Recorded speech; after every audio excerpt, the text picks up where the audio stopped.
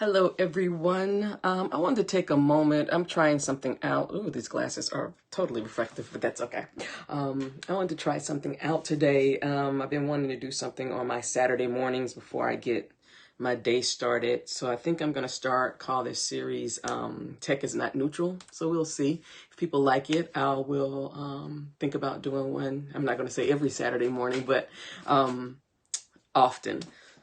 So we find ourselves, and this is specifically for the United States, but it's happening in various ways all over the world, in this tense political climate. And I want to start this episode with tech has always been political. It's never been apolitical. It's always been political. And I'm going to start by, for those who want to disagree with that, by this little known law. I had never heard of it until the other day, that speaks specifically to the political nature of tech and how it's been able to proliferate our particularly social media. Proliferate the conversations and whatnot. And then I'm going to talk about some other things that have been embedded in tech that makes it political from the beginning, whether we want to admit it or not. So this is this thing called Section 230.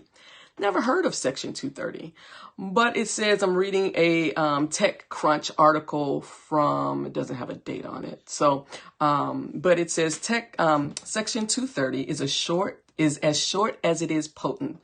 So it's worth getting familiar with. It states no provider or user of an interactive computer service shall be treated as the publisher or speaker of the information provided by another information content provider. Okay, I'm going to repeat that.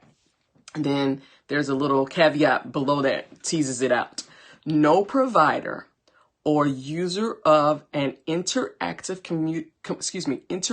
computer service shall be treated as the publisher or speaker of any information provided by another information content provider. So I'm going to continue to read it. When asked about Section 230, Pelosi referred to the law as a gift to tech companies that have leaned heavily on the law to grow their businesses. That provision, providing tech platforms legal cover for content created by their users, is what allowed services like Facebook, YouTube, and others to swell to the massive companies they are today. And so Pelosi continuing, and this is her quote: "It is a gift to them, and I don't think that they are treating it with the respect that they should. And so I think that could be a question mark and in jeopardy. I do think that for the privilege of 230, there has to be a bigger sense of responsibility on it. And it is not out of the question that it could be removed." So I want to unpack this, because I never heard of 230, and we on Twitter are constantly talking about, why won't Jack get rid of this? Why won't Zuckerberg? Why didn't they see this when there were canaries in the mine shaft saying, hey, a lot of the content is harming the most vulnerable on our platforms? Because they've been, and although we see these as publishers, as content creators, this law has given them the out to not see themselves or be legally liable for the content that has been on their platforms. And so this right here is first and foremost I don't even want to say indication, because it's not an indication. It is a direct connection to the politicalness of I guess that's the word I'm going to use, of how tech has never been neutral, how the policies and the politics of the U.S. government. And you see it in other countries where Facebook and Twitter are, let's say Germany, they know how to block things, because in Germany, there are certain things that are illegal that they cannot show there. So tech has always been political, and I just want to bring this up because I never knew anything about this Section 230, but it explains a lot. To me, it gives me some context of why they've been slow to move, and when they have, it has not been in the interest of the most vulnerable. Because again, let me repeat, no provider or user of the interactive computer service shall be treated as the publisher or speaker of any information provided by another information content provider. So I want to be neutral here. As neutral as I can be. Talking about tech is not neutral, but I want to be, and again, trying to be apolitical and talking about politics is interesting, but I don't want this to be a question of the right or the left or the blue or the red. Section 230 is a gift, as she says, to any, platform so it's Medium, it's Stack Overflow. It's any of these platforms. It's Reddit. It's Hacker News. All these places where people are saying there's toxicity, people are getting hurt, and then there's another group of saying, well, we get to say whatever we want to, and then people are calling on the leaders to make decisions they haven't had to at this point. So I really want to put that out. And then I want to bring your attention to two movies that I saw. So, that also feed into tech has never been not political. And the first one I'm going to draw your attention to is Saving Capitalism by, Robert Reich, and you can see it on Netflix. And this was a movie that just kind of blew my mind, because he talks about, there is no such thing as a free market without government making the rules of the game, and the rules govern property, monopoly, contracts, bankruptcy, and enforcement. And in this conversation, I won't get into the roots of white supremacy in any of that. That's for other series. But for Tech is Neutral, I really want you to grasp. And I'm going to put a tweet thread that I created a few weeks ago about, I need you to research the Powell Memo. And that's Powell Memo. And I'm scrolling right now because I want to get to that part of my notes. So the Powell Memo was I want to read exactly what this is. So the Powell Memo was from 1971 and was commissioned by the U.S. Chamber of Commerce. And basically what this memo does is, it was after the turbulent 60s and flower children and women's rights movement, the Women's Equality Act and Civil Rights Act, and business and conservative leadership in this country wanted to prevent this from going further, they brilliantly saw that they needed to stem the tide. And so the gentleman's last name is Powell, and I don't have hold on, let me click this. I'll have it right in front of me. His name is Lewis F. Powell Jr. And the memo is a confidential memorandum, and it is entitled Attack on American Free Press Systems. So this speaks to, I want to bring this up because you watch Saving Capitalism, but really pay particular attention to when he talks about the Powell Memo. Go get your copy of the Powell Memo. It's on the internet. I will link to it in this video. I'm going to add that thread that I wrote, but it highlights several things of how conservatives, how business leaders in 1971, their decisions based on, and this is the U.S. Chamber of Commerce, the decisions they made then, the strategy they adopted then, we're now seeing the benefits or the they're now seeing the benefits of, and we're seeing the detriment of, if you find that to be a detriment. And it goes to show you, and I'm bringing this up because there has been this week of Barr saying he's not going to send unredacted Mueller report. The finance guy saying he's not going to give past the taxes. The Homeland Security person allegedly being told, hey, if you do this illegal thing, I will give you, I will pardon you. All these things people are screaming, and let me not forget the blatant targeting of a person in Congress who's a woman of color. And people are screaming their heads off as if any of this is new. I am a researcher. I have been a fanatic of World War I and particularly World War II history. So for me, this seems like, oh shit, this is a replication of history. And we're going here because we didn't learn our lessons. And so this Powell Memo breaks down, it is a game plan, literally a game plan in how to move forward. And some of the things that they talk about is, and this is where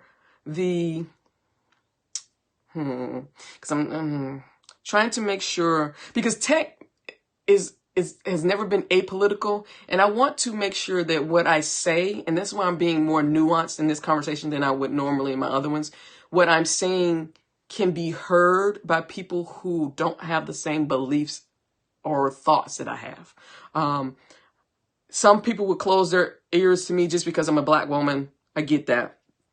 What I want to equip people with is information in this Tech is Not Neutral series, because starting in 1971, there has been a concerted, planned effort in reshaping or recasting and retelling the narrative of what the U.S. is and where we're going to go. So one of the things that is a quote from the Powell Memo is ideological attack on the system itself. The whole idea of the Powell Memo was they saw that the college system particularly was educating what they considered more left-leaning thought leaders. So it was intentional to put more conservative professors in schools, start doing more conservative research. And that's why you're seeing a lot of that taking hold within college systems now, and the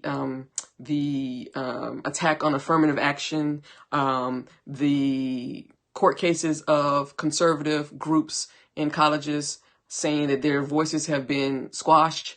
This all took place then. So I don't want to say any more about that, because you're grown people, and if this is something important to you, you will do the research. So I'm going to provide that for you.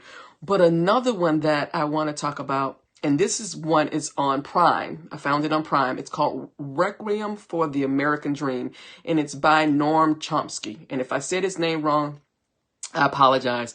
But this is about the 10 principles of concentration of wealth and power. And oh my God. So this, I'm putting this together with the section 230 to tell a story. If you know anything about me, I like to tell stories, I'm an educator, so I like to draw parallels. So that with the Saving Capitalism, and now with the Requiem for American Dream,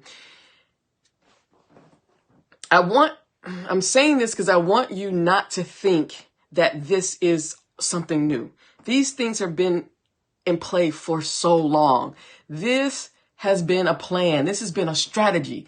And these strategies, these documents have answers for countering.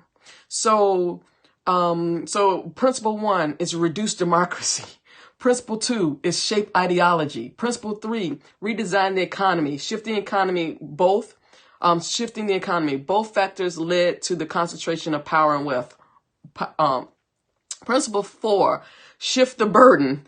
Principle 5, attack solidarity. Principle 6, run the regulators. Principle 7, engineer elections.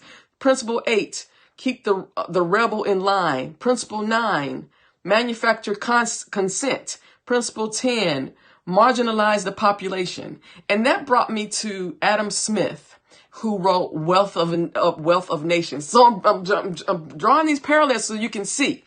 This stuff is not new. Wealth of Nations, and I have it on my shelf because I can't go to it right now. Let me type because I want to see when it was written. When was the Wealth of Nations published? March 9th, 1776. So people, this stuff is not new. And so, some Adam Smith quotes, the theory can be, Okay, the theory that can absorb the greatest number of facts and persists in doing so generation after generation through all changes of opinions and details is the one that must rule all observation. This is what white supremacy has done. It is the theory that have absorbed everything generation after generation. So when people say, and I wasn't going to talk about this, but now this brings this up. When people say, why are we still talking about slavery? Why are we talking about reparations? Why are civil rights? We dealt with racism and da-da-da-da-da. This is where this comes from. And this is something that he wrote back in 1776. It wasn't specifically the slavery because he, like other people, I was property at that time. But it is incumbent of us to stop, and I guess I'm saying this because I need people to stop feeling paralyzed. I need you to stop acting like, oh my God, what am I gonna do? Woe is me. We're just, everybody's like, the dam broke this week. No, the fucking dam did not break this week. The dam was never properly, no, let me put this way. The dam was redesigned to act this way years ago. Let's say that. So because you haven't done your history, you haven't studied your history. You have relied on others to give you this secondhand and thirdhand knowledge. You see it as something that happened today, just in our immediate past. This has been something that has been in play intentionally by business and conservative leaders in this document since 1971. And so this stuff is not new. So with that said, I hope that what it does to me is bring me peace of mind. Because if I didn't know all this, I think this shit was, oh my God, what the fuck is going on? This shit is like falling, the sky is falling. No, makes me optimistic because if there is a plan to get us here, there can be a plan to get us somewhere else that is more inclusive, that understands that tech is not neutral. And because tech is not neutral and tech is not apolitical, we have to work harder in this space to make sure that the products and services that we create are not harming people. This is our job. And because tech spills over into everything, once we start seeing the benefits of this, and our customers and clients start seeing the benefits of this, other industries are going to have to change. So it is about, and again, I want to put this caveat here. I am not saying, because I understand that we in a tech space are the most diverse, even though we're keeping people from coming in. We have the most LGBTQ plus concentration working or trying to work in tech. I have never come in contact with so many trans and non-gender, non-binary individuals in my life in any other industry. And that is a gift. We have hardworking, smart people of color, Black, brown people of here, women, taking up the course, and finding their voices where we couldn't in other industries. So we are in a position to really fuck some shit up. We are really in the position to push against some things. Because when I look at a year of pushing back on Stack Overflow and seeing that their CEO has decided to step down because he now recognizes that he is not the person to lead them to a more inclusive environment. And I know the people who are behind the scenes within that organization have been pushing those initiatives. That brings me hope. That says we are able to do this. So this is not about the left or the right. This is about how do we create spaces that prioritize the most vulnerable in our communities, because those are the ones who are the canaries in the minefield, who are always going to be attacked and harmed first. And once they're gone, the shit rolls uphill. So don't think if you are a staunch Trump supporter and you're in tech that these things will not affect you. They will affect you.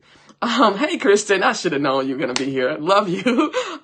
They will affect you because this is not, tech has never been apolitical. At some point, it will shit on you too. So it is in our best interest to figure out how to have these conversations. And that's something I've been working on. I have, if you heard the podcast with Alice, that podcast came out of me fucking up on Twitter because I really wanted to have a conversation about white trans women coming into brown and black spaces with women, particularly lesbian women, and how do both be in a space where their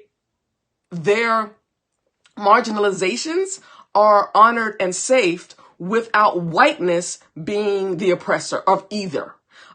So this week's podcast was about, with Chandra, was about whiteness and Jewishness, and how when Jews who are white passing and who have had the benefit of whiteness don't recognize that they become the oppressor of brown and black Jews who are now the targets. So it is about, I've just really been having these conversations about, we are so diverse in so many ways. How do we truly create spaces that are safe? Because if the most marginalized are safe, then everybody's safe. And so this goes for people who rail and scream about, why do we need a code of conduct? Code of conduct is a reactionary basic bullshit that says, this is a basic human, how we would act towards each other as human. It doesn't even say anything about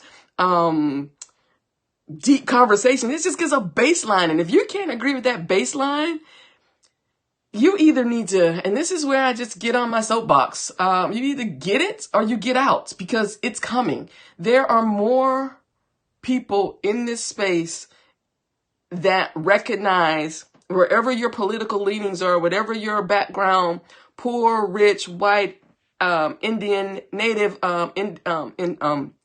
indigenous, whatever, we can no longer, as an industry, create products and services that harm other people. We cannot do it. So we need to figure this out, or will be held liable. And I'm going to bring this back, because I'm a great educator, bring this back to Section 230. And so for those who are just joining us, 230 is something in the law that I did not even know existed, but it shows that tech has never been neutral. Tech has never been apolitical, because this sentence says, no provider or user of an interactive computer service shall be treated as the publisher or speaker of any information provided by another information content provider, which totally explains to me why Twitter, Facebook, Reddit, Hacker News, YouTube, all these spaces have been slow to do anything about protecting the most vulnerable on their platforms, because they are protected in this law. But Pelosi says it's a gift, and she's saying they're thinking about taking that gift away. So we need to think about the things we do.